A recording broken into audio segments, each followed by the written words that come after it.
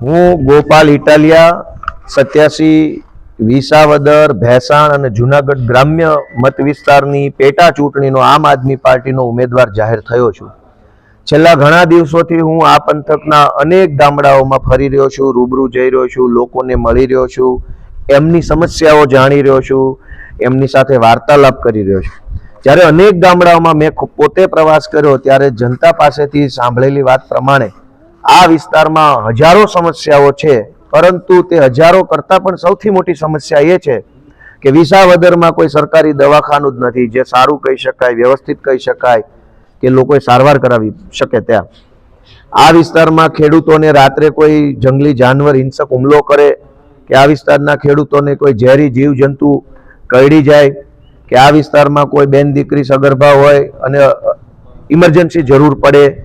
કે આ વિસ્તારની અંદર કોઈ એક્સિડન્ટ થયો હોય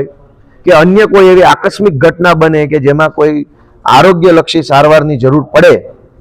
તો વિસાવદરમાં કોઈ સરકારી દવાખાનું, કોઈ ડોક્ટર, કોઈ સાધન, કોઈ સુવિધા નથી। એ ભાજપ માટે શરમનો વિષય છે, ભાજપના નેતાઓ માટે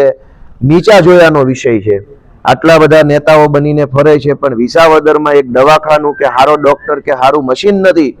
એ ડૂબી મરવા જેવો વિષય છે। અને એટલે આ વિસાવદરની પેટા ચૂંટણીના અનુસંધાનમાં ચૂંટણીલક્ષી કાર્યક્રમ કરવા માટે, ભાજપનો કંઈક પ્રચાર કરવા માટે મુખ્યમંત્રી વિસાવદરમાં આવી રહ્યા છે એવા સમાચાર મને મળ્યા છે। તો મુખ્યમંત્રી અહીંયા વિસાવદરમાં આવે છે ત્યારે વિસાવદરની વેદનાને સાંભળે, વિસાવદરની વેદનાને સમજે અને વિસાવદરની અંદર કોઈ સારું અતિ આધુનિક સુવિધાયુક્ત, અતિ આધુનિક સાધનો હોય, ડોક્ટરો હોય, એવી સુવિધાયુક્ત દવાખાનું બને એવી માંગણી મુખ્યમંત્રી સમક્ષ મૂકવા માટે મેં આજે એસડીએમ ડેપ્યુટી કલેક્ટર વિસાવદરને રજૂઆત કરી છે, મેં પત્ર આપ્યો છે અને મેં ખાસ આગ્રહ વ્યક્ત કર્યો છે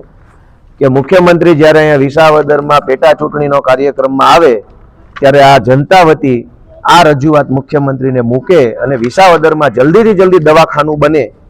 એના માટેના તમામ નિર્ણયો કરવામાં આવે એવી રજૂઆત કરી છે।